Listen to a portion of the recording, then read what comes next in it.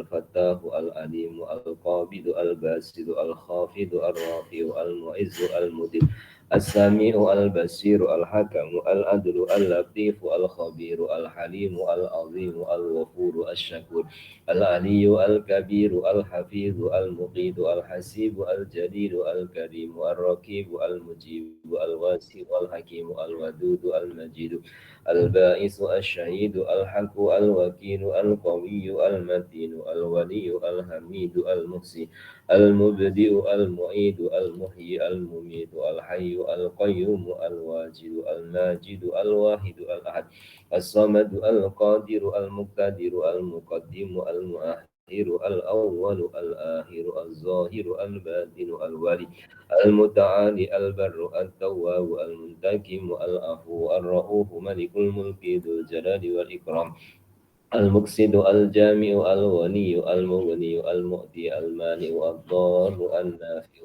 النور الهادي البديع الباقي الوارث الرشيد الصبور الذي لم يلد ولم يولد ولم يكن له كفوا أحد ليس كمثله شيء وهو السميع البصير بسم الله الرحمن الرحيم اللهم أنت السلام ومنك السلام إليك يعود السلام وحينا ربنا بالسلام وادخلنا الجنة دار السلام تبارك ربنا وتعاليت يا ذا الجلال والإكرام برحمتك يا أرحم الراحمين وسلام على المرسلين والحمد لله رب العالمين.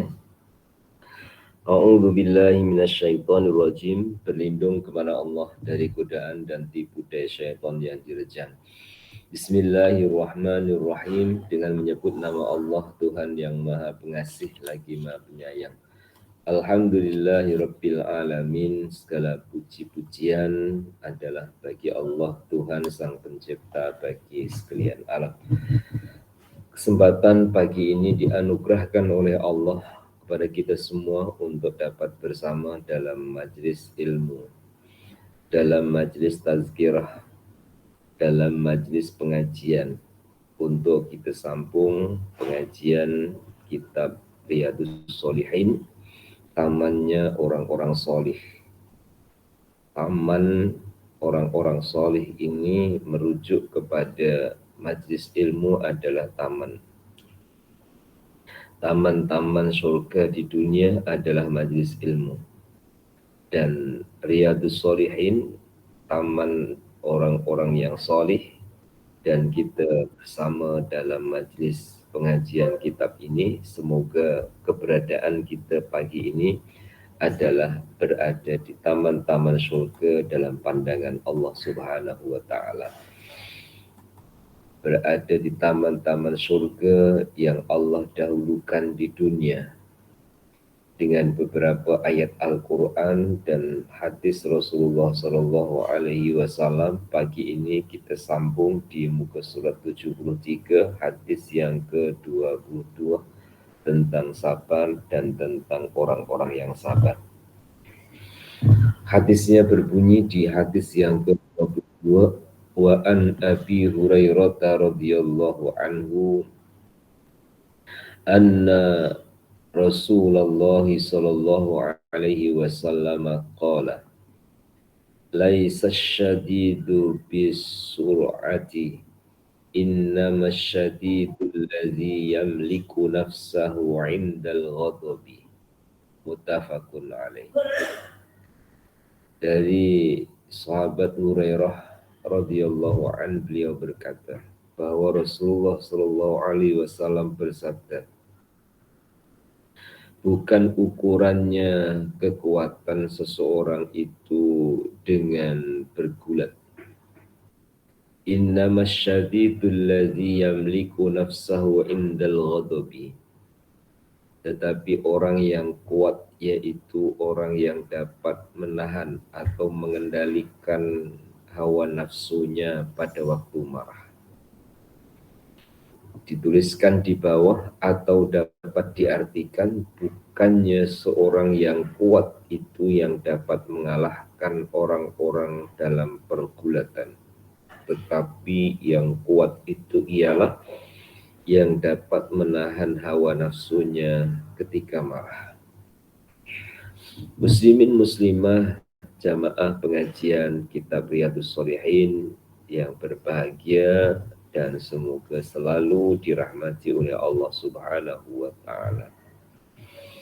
Allah menjadikan penyebab yang boleh menjadikan kita marah. Sebab-sebab marah dan menjadikan kita marah itu banyak. Salah satunya adalah sebab-sebab di mana hubungannya adalah dengan dunia,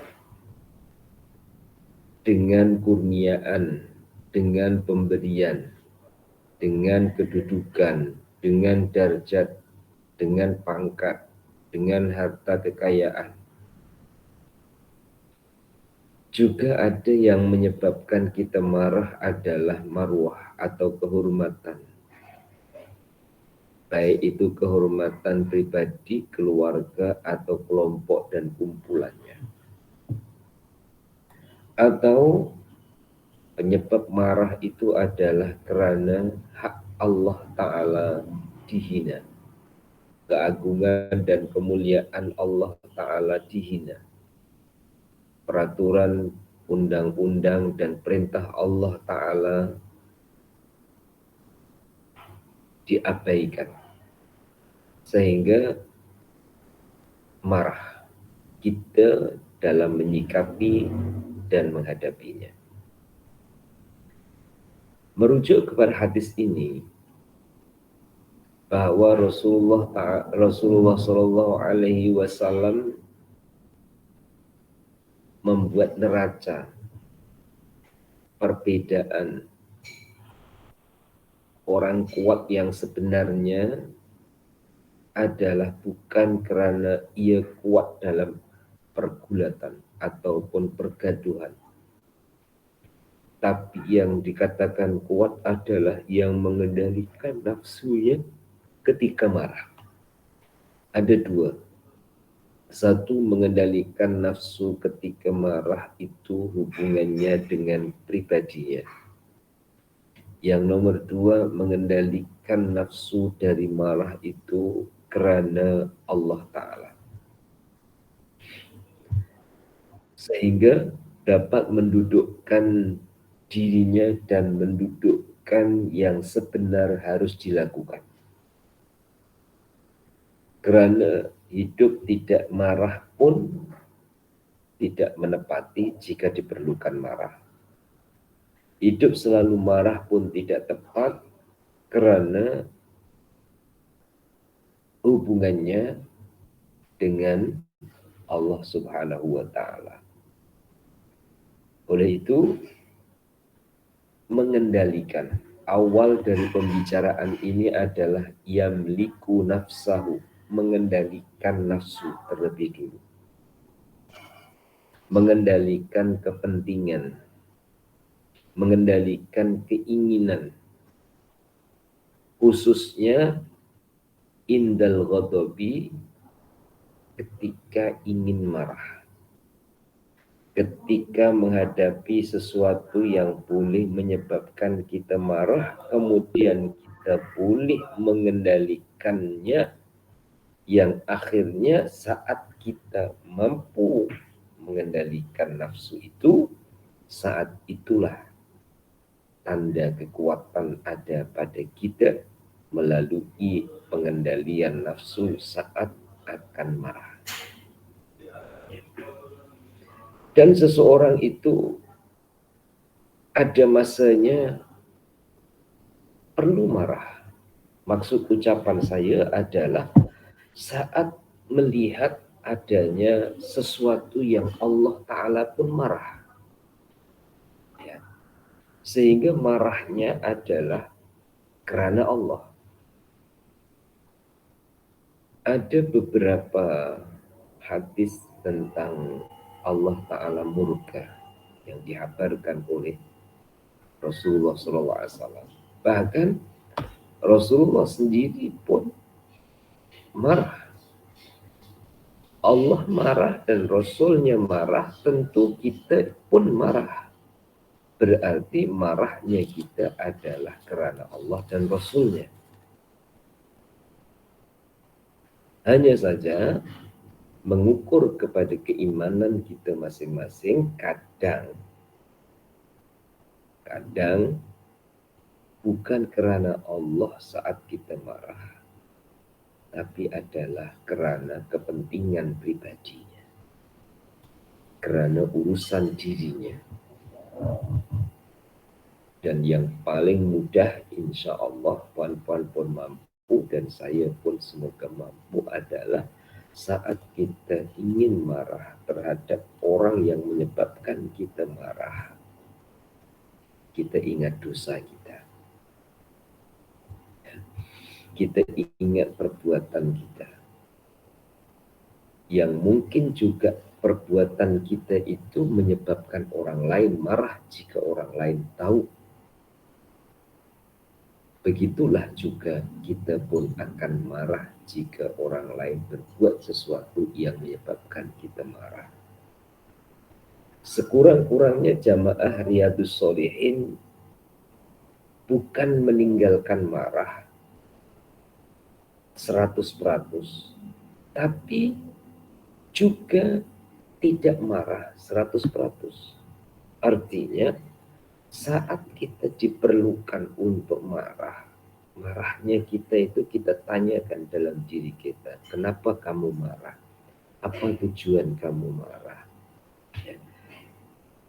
Jika menemukan karena Allah murni, berarti itu adalah salah satu cara dalam menegakkan keadilan dan kebenaran.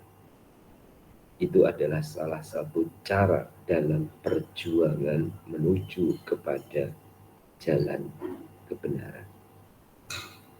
Tapi kalau kita tanya ternyata jawabannya adalah membela kepentingan pribadinya, pada saat itu harus kita kendalikan, dan saat kita mengendalikan dan mampu mengendalikan, itulah yang dikatakan innamasyadidul ladzi yamliku nafsahu indal ghadab.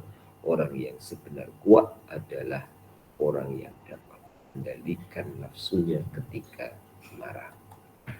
Hadis berikutnya, wa an Sulaiman bin Suratin radhiyallahu anhu qala kuntu jalisan ma'an nabi sallallahu alaihi wasallam wa rajulani yastabatani wa ahaduhuma qad ihtamarra wajhuhu wan fakhat aw tajaw. Faqala Rasulullah sallallahu alaihi wasallam inni la a'lamu kalimatan law qalaha la dhahaba anhu ma yajidu. Law qala a'udzu billahi minasy syaithanir rajim dhahaba anhu ma yajidu. Faqalu lahu innan nabiyya sallallahu alaihi wasallam qala ta'awwadha billahi minasy syaithanir rajim, muttafaqun alaih. Dari Sulaiman bin Surat radhiyallahu anhu, beliau berkata, ketika saya duduk bersama Rasulullah SAW, tiba-tiba ada dua orang yang saling memaki. Sedang salah satu daripadanya telah merah wajahnya, serta tegang pula urat lehernya. Maka Rasulullah SAW bersabda, saya mengetahui satu kalimat yang kalau dibaca pasti hilang apa yang dirasakannya, yaitu a'udzubillahi minasyaitonir rajim. Maka para sahabat memberitahukan kepada orang yang sedang marah itu, Nabi menyuruh engkau membaca a'udzubillahi minasyaitonir rajim. Riwayat Imam Bukhari dan Muslim. Dijelaskan di bawahnya dalam riwayat lanjutannya, maka orang itu berkata, apakah saya gila? Karena marah itu dibangkitkan oleh gangguan syaitan. Maka tidak ada yang dapat memadamkannya kecuali kesadaran dan berlindung kepada Allah dari gangguan syaitan, sebagaimana tersebut dalam Al-Quran ayat 20, ayat 200, yaitu apabila mengganggu kepadamu suatu gangguan syaitan, maka fasta'iz billah, segeralah berlindung kepada Allah. Sesungguhnya ia mendengar dan mengetahui. Titik. Muslimin dan muslimah rahimakumullah. Lika-liku kehidupan, orang itu akan banyak bertemu dengan permasalahan hidup saat ia banyak bertemu dengan orang hidup. Siapa yang berkawan dengan orang hidup pasti akan berhadapan dengan urusan kehidupan. Saya teringat dengan Kiai Nawawi ketika mendiri nasihat, dan pernah juga ini saya sampaikan kepada muslimin dan muslimah, yaitu saat beliau mengatakan, jika ingin dunia, berkawanlah dengan orang hidup. Jika ingin akhirat, berkawan dengan orang mati. Kata-kata yang ringkas dari beliau itu bila diterjemahkan, jika ingin dunia, berkawan dengan orang hidup. Hidup kita di era 2022 dengan kemajuan teknologinya, ingin untuk menikmati ataupun mengambil bahagian dunia kita, kita harus berkawan dengan orang yang hidup. Mengikuti arus mereka, mengikuti perjalanan mereka, mengikuti rentak dan cara mereka. Karena kita hidup bersama dengan zaman di mana mereka itu hidup bersama kita. Di satu sisi, karena bersama dengan orang hidup, maka akan ada permasalahan yang timbul antar sesama orang-orang hidup. Baik itu dalam hubungan minimal, yaitu keluarga, ataupun jiran tetangga, atau yang lebih besar dari itu lagi. Tentu berbeza dengan berkawan orang mati. Kata beliau, ingin akhirat, berkawan orang mati. Apa artinya? Ikuti orang mati itu, yang mempertahankan iman dan Islam sampai akhir hayatnya. Oleh itu, merujuk kepada ayat Al-Quran, kita ini mendoakan orang yang mati, doa kita akan sampai kepadanya. Walladzina ja'u min ba'dihim yaquluna rabbana ighfir lana wa li ikhwanina alladzina sabaquna bil iman wa la taj'al fi qulubina ghillan lil ladzina amanu rabbana innaka raufur rahim, dalam surah Al-Hasyr. Walladzina ja'u, dan orang-orang yang datang, min ba'dihim, selepas mereka, yakni selepas orang-orang yang sudah mati. Yaquluna, mereka itu berkata, yakni berdoa, Rabbana, wahai Tuhan kami, ighfir lana, ampuni kami, wali ikhwanina, dan kawan-kawan kami, alladzina sabaquna bil iman, kawan-kawan kami yang sudah meninggal, yang dulunya beriman.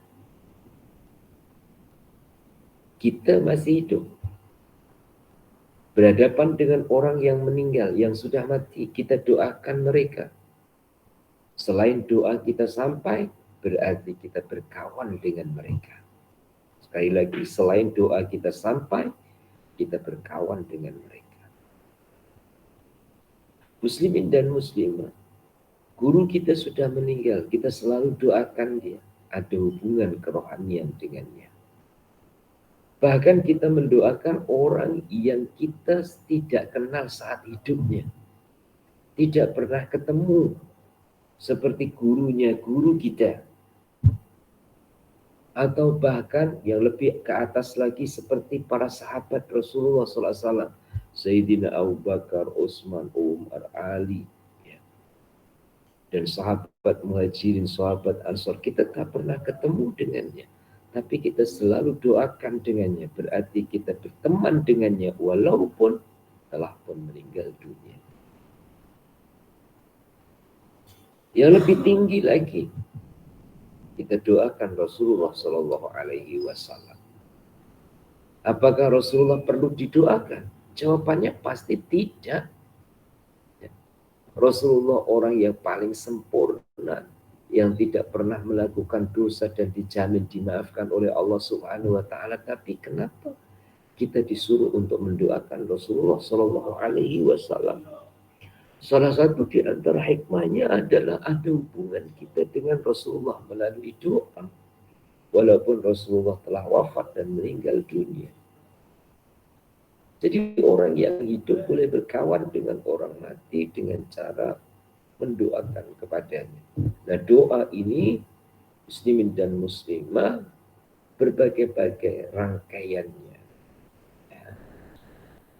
Tidak hanya kita minta ke Allah, tetapi kita rela untuk melakukan sesuatu, yang melakukan sesuatu itu semoga diterima oleh Allah yang pahalanya kepada orang yang meninggal dunia. Ada seorang murid ya, yang ia ingin meneruskan bakti kepada gurunya, sehingga ketika dia diberikan harta, sebagian dari hartanya itu diinfakkan atas nama gurunya. Ada salah satu lagi seorang murid ingin meneruskan bakti kepada gurunya. Dia bukan menginfakkan dalam bentuk harta, tetapi dia infakkan bacaan Qur'annya. Dia infakkan bacaan Qur'an khatamnya itu, ya Allah, ini aku hadiahkan kepada guruku. Jika tidak khatam sampai 30 juzuk pun, ya, aku hadiahkan surah Al-Ikhlas 3 kali ini kepada guruku. Ada hubungan ini dengan guru, dengan kedua orang tua, tuan-tuan dan puan-puan, ataupun dengan suaminya yang telah meninggal dunia, ataupun dengan istrinya. Boleh menjalin hubungan ya, erat antar keduanya, walaupun sudah berbeza pada alamnya. Kita di dunia, mereka di alam barzah ataupun di alam kubur. Berkawan dengan orang yang mati. Berkawan dengan Allah yarham, Allah yarhamah. Al-Maghfur, Al-Maghfurah. Berkawan dengan mereka. Sambungan dalam doa tersebut, wala taj'al fi qulubina ghillan lillazina amanu. Ya Allah, jangan kau berikan di hati kami ghillan, dengki. Ya. Lillazina amanu, kepada orang-orang yang beriman. Artinya yang masih hidup. Ya Allah, jangan kau jadikan hati kami ini ada rasa dengki dengan orang-orang yang sesama iman. Rabbana innaka ra'ufur rahim. Wahai Tuhan kami, sesungguhnya Engkau adalah Ra'uf, yang maha penyantun, Rahim, yang maha penyayang. Minta kepada Allah Ta'ala, kalau perlu dan memang perlu kita berkawan dengan orang yang hidup, ya Allah, lindungi hati kami dari perasaan dengki. Dan salah satu di antara penyakit yang bermaharaja adalah di mana-mana dalam apapun urusan-urusan yang dihadapi oleh manusia, dari mulai urusan keluarga dan tetangga sampai urusan negara dan kerajaan, adalah kedengkian. Itu salah satu di antara penyakit yang boleh menyebabkan pertumpahan darah ataupun menyebabkan perpecahan yang terjadi. Dengan demikian, kembali kepada hadis yang sedang kita pelajari, ya, ada dua orang yang berlagah atau yang bertelingkah atau yang bertekad. Ya. Rasulullah ajar, a'udzubillahi minasyaitonirrajim, berlindung kepada Allah dari tipu daya syaitan yang direjam. Karena orang itu marah, puncaknya adalah memperturutkan bisikan-bisikan syaitan dari kedua belah pihak. Maka ada orang marah itu dua-duanya tegang. Siapa yang paling cepat reda dari ketegangan kemarahannya, berarti itulah yang lebih cepat mengendalikan nafsunya dan lebih cepat mengendalikan bisikan-bisikan syaitan yang membisik di dalam hatinya.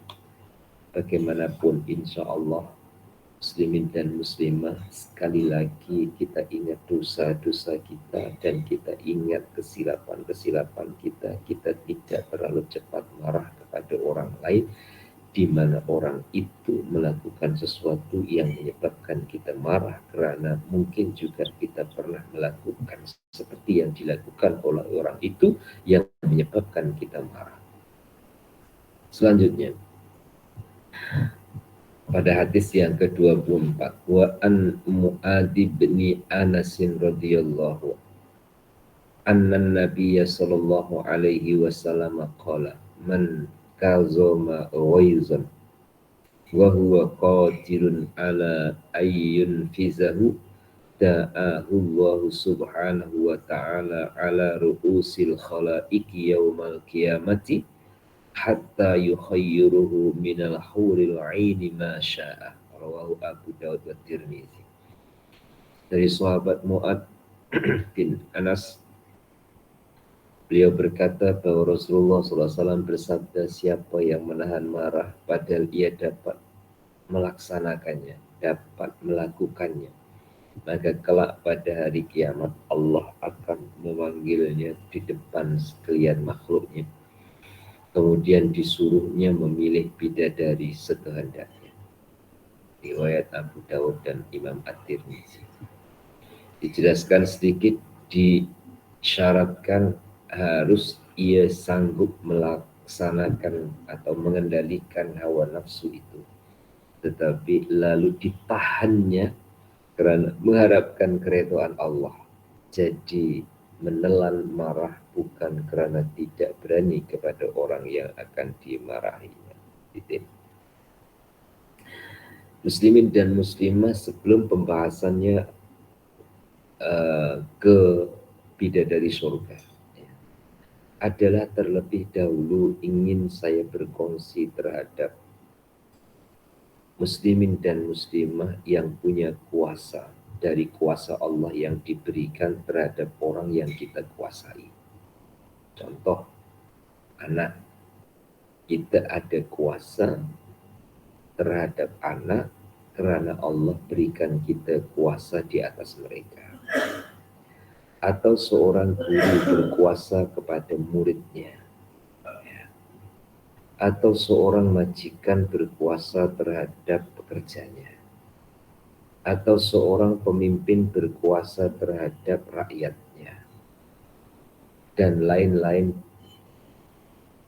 keadaan kekuasaan orang di atas orang lain. Jadi orang yang kuasa terhadap orang yang dikuasai, apabila terjadi permasalahan, orang yang berkuasa lebih berpeluang untuk marah terhadap yang dikuasai. Ini terlepas terlebih dulu dari urusan adab. Ini adalah urusan nafsu dulu. Seorang guru lebih merasa berhak marah di hadapan muridnya. Seorang ayah ibu lebih merasa berkuasa, berhak marah dengan anak-anaknya. Jadi saat harus marah tapi tidak jadi marah, coba sama-sama diperhati dan diteliti. Kalau awal tadi saya sebutkan adalah ingat dosa, Masya Allah, muslimin dan muslimah. Contoh ya, saya buatkan contoh guru ya. Guru menghadapi muridnya, ada yang kurang ajar, atau ada yang malas, ada yang buat salah. Itu bagi saya dan semoga baik untuk saya dan bila saya kongsikan semoga baik untuk semua, adalah mengingatkan kepada seorang guru bahwa guru itu dulunya pun pernah jadi murid yang dulunya tidaklah sebaik seperti yang dikehendaki olehnya sekarang. Punya murid nakal karena dulu memang gurunya pernah nakal. Ya. Bila itu dikembalikan kepada diri, marahnya jika diperlukan marah itu mudah untuk memaafkan. Seorang guru melihat murid buat salah memang harus marah, tapi mudah untuk memaafkan. Karena apa? Karena ia merasa bahwa dirinya sendiri sebelum jadi guru ketika masih jadi murid pun pernah seperti itu. Nah, ini yang pertama. Evaluasi, introspeksi, muhasabah, dan menemukan dalam dirinya. Yang nomor dua, yang berhubungan dengan janji Allah. Yaitu dalam hadis ini, Allah sebut, yukhayyiruhu minal huril aini masya'a. Allah Ta'ala suruh pilih bidadari yang mana yang dia kehendaki. Untuk siapa? Untuk yang dapat mengendalikan marahnya. Sedangkan ia mampu untuk marah karena ia berkuasa terhadap orang yang akan dimarahi. Hadis ini bukan hanya menyokong kepada lelaki saja ya, yang menginginkan bidadari. Akan tetapi Allah itu adil dan mestinya adil. Muslimin dan muslimah, khususnya muslimah. Ya. Puan-puan dengan bidadari mana lagi cantik?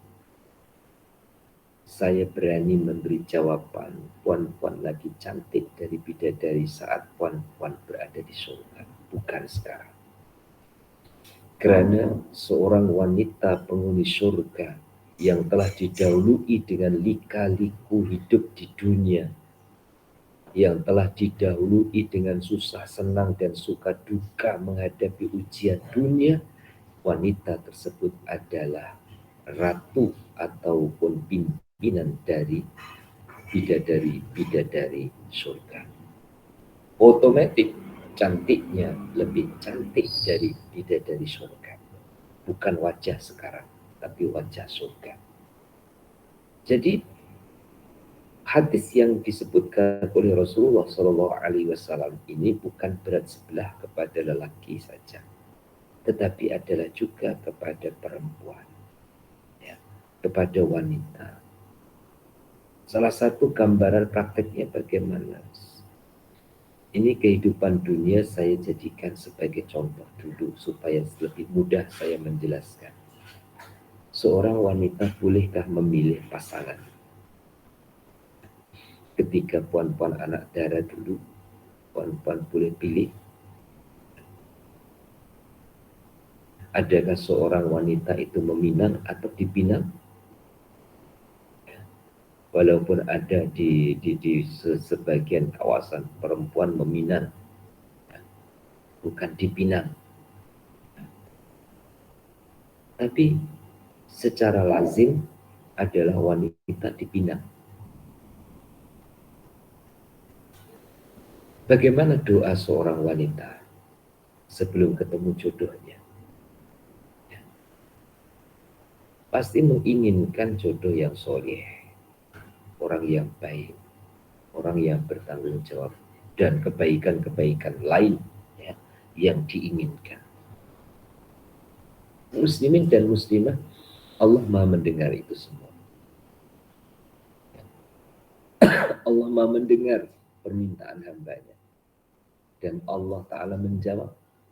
Juga Allah Ta'ala memperkenankan. Allah tidak mengecewakan. Akhirnya, walaupun wanita tidak dapat memilih seperti layaknya lelaki, Walaupun wanita itu dipinang, Allah Ta'ala datangkan lelaki yang meminang dan yang berkenan dengannya adalah lelaki yang baik, lelaki yang solih, lelaki yang taat, lelaki yang bertanggung jawab. Inilah adilnya Allah Subhanahu wa Ta'ala. Maka dalam menyikapi hadis tentang bidadari, seorang wanita tidak harus kecil hati. Tuan-tuan, bahkan dalam Al-Quran juga Allah Ta'ala sebut tentang bidadara, pelayan surga laki-laki. Ya. Yang jelas, bidadara dengan tuan-tuan lagi handsome daripada bidadara.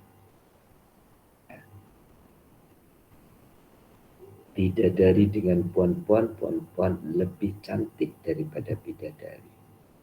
Bagaimana akan memilih yang tidak cantik ataupun yang kecantikan di level bawahnya, sedangkan istrinya adalah yang lebih cantik daripada bidadari surga. Bagaimanapun juga muslimin dan muslimah, nikmatnya dunia ya, dibandingkan dengan nikmat surga adalah tidak tandingannya, bukan ukurannya. Jadi muslimin dan muslimah, Allah melalui Rasulullah menghabarkan tentang orang-orang yang mengendalikan marahnya, sabarnya ia mengendalikan marah terhadap orang yang ia kuasai. Allah Ta'ala berikan pahala seperti yang disebutkan dalam hadis 24 ini tadi. Hadis ke-25, wa an Abi Hurairah radhiyallahu anhu anna rajulan qala lin Nabi sallallahu alaihi wasallam ausini qala la taghdab faraddada miraran qala la taghdab rawahu al-Bukhari. Dari sahabat Abu Hurairah, beliau berkata, seorang datang kepada Nabi sallallahu alaihi wasallam dan berkata, nasihatilah saya. Nabi pun menasihati dan bersabda, jangan marah. Kemudian orang itu mengulangi minta nasihat lagi. Nabi pun menjawab, jangan marah. Diriwayatkan Imam Bukhari. Dalam riwayat lain, beritahukan saya amal perbuatan yang dapat memasukkan saya ke dalam surga, dan jangan panjang-panjang supaya saya dapat melaksanakannya. Dalam riwayat yang lain pula, kemudian orang itu berkata, ketika saya perhatikan sabda Nabi itu, ternyata pada saya bahwa marah itu menghimpun berbagai kejahatan. Muslimin dan muslimah rahimakumullah.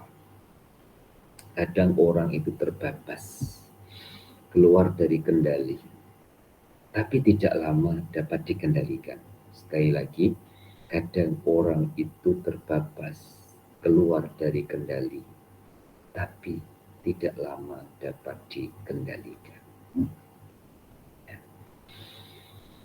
Karena apa? Ya karena kita itu manusia. Ya. Kita harus menyadari bahwa kita itu manusia, bukan malaikat. Maka saat kita jatuh atau terbabas atau tersalah, itu tidak menjadikan kita putus asa. Tidak menjadikan kita itu sedih yang berlebihan. Ya. Tetapi kita dapat mengambil pelajaran bahwa inilah manusia yang ada salahnya. Ya. Jangankan kita evaluasi, kita lihat ya, di awal Allah menciptakan manusia. Yang pada ketika itu tidak ada manusia lagi, belum ada manusia lagi, yaitu Nabi Adam. Ya. Allah Ta'ala ciptakan Nabi Adam.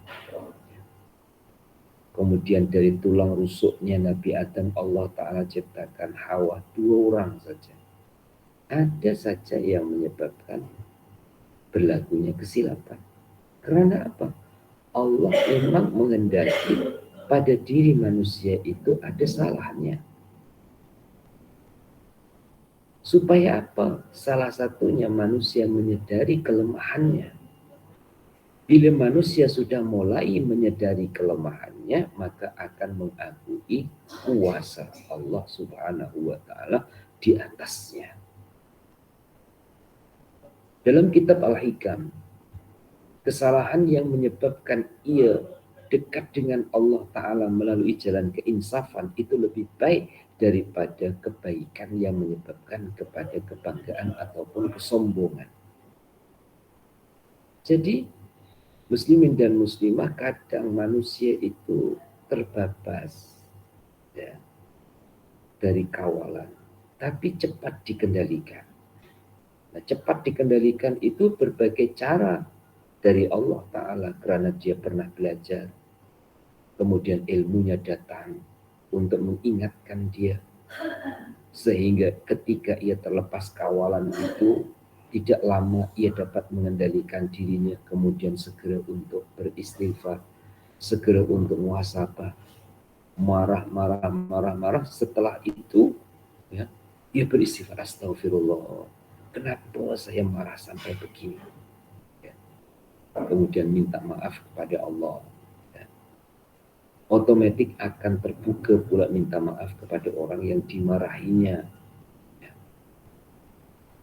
Inilah manusia. Ya. Untuk hilang dari keburukan, bukan manusia. Pasti ada. Ya. Keburukan, kekurangan, kekhilafan, kesilapan. Itu ada. Nah, di hadis yang ke-25 ini, kita pernah belajar di dalam kitab hadis 40, salah satu 40 hadis dalam kitab Arba'in adalah hadis ini. Tentang la taghdab, jangan marah. Ya.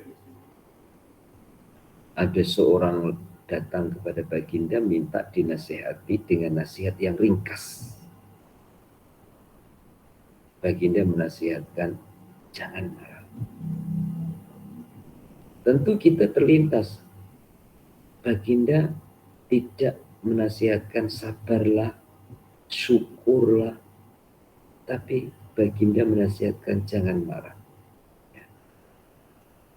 Ternyata di sebalik larangan itu, apabila ia terlepas dari larangan tersebut, terjadi beberapa permasalahan yang lebih besar. Contoh, muslimin dan muslimah, perkataan suruhan dengan perkataan larangan lebih membahayakan mana? Suruhan dengan larangan. Contoh, ya, puan-puan, sholatlah. Ya. Berarti suruhan. Puan-puan lakukan dengan jamaah atau dengan sendirian. Terserah, yang penting puan-puan lakukan. Nanti bezanya pada kelebihan dan keistimewaan. Tapi kalau hal itu adalah tegahan ataupun larangan, ya, jangan. Begitu dilakukan, pasti akan terjadi perkara-perkara bahaya berikutnya. Ya. Mana lebih berat, melaksanakan suruhan atau meninggalkan larangan? Kita proporsional, kedua-duanya berat. Melaksanakan perintah juga berat. Meninggalkan yang ditegah juga berat. Padahal tinggalkan saja. Ya, puan-puan. Saya buatkan contoh pendekatan melalui anak-anak. Anak-anak disuruh untuk sekolah. Ya berat pada awalnya. Kemudian anak-anak ketika sedang bermain disuruh tinggalkan main. Itu juga berat. Padahal hanya tinggalkan saja. Kenapa meninggalkan itu berat? Karena di hatinya masih ada sangkutan atau masih ada talian. Ya. Begitulah Rasulullah Shallallahu Alaihi Wasallam dalam memberi nasihat terhadap orang yang meminta nasihat, baginda hanya kata la taghdab, jangan kamu marah. Ya. Semoga Selagi kita mampu dan Allah Ta'ala berikan kemampuan, andaikan kita harus marah, muslimin muslimah, kadang itu adalah acting ataupun action kita terhadap orang yang kita inginkan untuk menjadi baik. Ya. Kadang kita marah, ya, guru dengan muridnya, tapi ketika kita sampai di bilik kita sendiri ataupun saat kita sendirian, orang yang kita marahi itu kita doakan kepada Allah Subhanahu wa Ta'ala. Itu hebat. Ya. Kita marah dengan anak kita karena terjadi sesuatu, kita pun masuk bilik bentang sajadah, kita doakan kebaikan terhadap orang yang kita marah. Berarti marahnya kita tersebut adalah tujuannya untuk kebaikan orang lain, bukan semata-mata menghina, mencercah, merasa lebih menang dari orang lain, tidak, tetapi mengharapkan kebaikan itu dari orang lain. Nah, kalau sudah sama-sama berharap kebaikan, adakah harapan kebaikan itu harus dengan jalan marah? Kan tidak harus begitu. Ya, ketika kita sudah membolak-balikkan permasalahan, marahnya kita itu ingin orang yang kita marahi menjadi baik. Kemudian kita timbul soalan kedua, apakah ingin menjadikan orang lain itu baik hanya dengan jalan marah-marah dengan orang itu? Tentu akan beda lagi cara kita saat kita membalikkan pertanyaan terhadap diri kita sendiri, bahwa apakah menginginkan orang itu menjadi baik harus dengan jalan marah saja? Tentu tidak, dengan jalan yang berkhidmat. Ya, memang melihat kemungkaran ingin cepat untuk marah, lebih-lebih lagi dalam keluarga kita sendiri. Tapi kita tahan, kemudian berwudu, kemudian angkat tangan dan berdoa kepada Allah Subhanahu wa Ta'ala. Inginnya menjadi baik bukan kepada orang yang kita inginkan jadi baik, tapi berawal dari kita sendiri yang menjadi baik dan mendoakan kepada orang lain untuk menjadi baik. Dan insya Allah inilah penjelasan la taghdab, kenapa Rasulullah dalam nasihatnya mengatakan jangan kamu marah. 26. Wa an Abi Hurairah radhiyallahu anhu qala Rasulullah sallallahu alaihi wasallam, ma zalal bala'u bil mu'mini wal mu'minati fi nafsihi wa waladi wa mali hatta yalqallahu ta'ala wa ma alaihi khati'atan, rawahu at-Tirmidzi. Dari Abu Hurairah radhiyallahu anhu, dia berkata bahwa Rasulullah SAW bersabda, tidak henti-hentinya bala menimpa kepada orang mukmin laki maupun perempuan, baik mengenai dirinya atau keluarganya atau harta kekayaannya, hingga menghadap kepada Allah sudah bersih dari dosa atau dan tidak ada tuntutan dosa padanya. Diriwayatkan oleh Imam At-Tirmidzi dan dijelaskan sedikit di bawahnya, sebab sebagaimana telah dijelaskan dalam hadis-hadis yang lain bahwa bala dapat menjadi penebus dosa, yakni bila sabar menghadapi ujian Allah. Muslimin dan muslimah, ya, hasil akhirnya bagaimana? Nah, sebelum bicara hasil akhir, saya ajak berbicara tentang perjalanan menuju hasil akhir. Perjalanan menuju hasil akhir itu tanda akhirnya bagaimana? Akan lebih jelas saya bawakan bahasa yang sering kita dengar, husnul khotimah, yaitu hasil akhir. Perjalanan menuju husnul khotimah itu bagaimana? Semoga dan insya Allah salah satu jalan menuju husnul khotimah adalah seperti pagi ini muslimin muslimah dimudahkan oleh Allah Ta'ala untuk sama-sama dalam pengajian kitab Riyadhus Shalihin. Ini salah satu jalan menuju husnul khotimah, menuju hasil akhir yang baik. Ya. Muslimin dan muslimah, ada orang buat pinjaman ya, selama 12 bulan. Orang yang memberikan pinjaman itu hatinya sangat luas, dalam arti andaikan dibayar tiap-tiap bulan, utangnya 1.000, tiap-tiap bulan 100 umpama, tidak mengapa. Ataupun dibayar di bulan ke-12, yang penting lunas. Kira-kira tuan-tuan puan-puan ya, kalau punya hutang bayar sikit-sikit tiap bulan, ataupun nanti akhir bulan, akhir dari bulan yang terakhir dibayar sekali. Nombor 1 ke nombor 2. Ada yang nombor 1 terasa ringan, tiap-tiap bulan dibayar sekian. Ada yang bayarnya yang penting akhir tahun atau bulan ke-12 lunas sudah. Muslimin dan muslimah, tentu yang ambil keputusan bulan yang ke-12 lunas, itu di bulan ke-12 akan terasa berat. Ya, oke, itu hutang. Sekarang kita dengan Allah Ta'ala, semoga Allah mudah memaafkan kita. Hanya saya membuatkan bayangan, orang-orang baik, orang-orang beriman, kadang-kadang di ujung akhir hayatnya itu berat, besar ujiannya. Ya.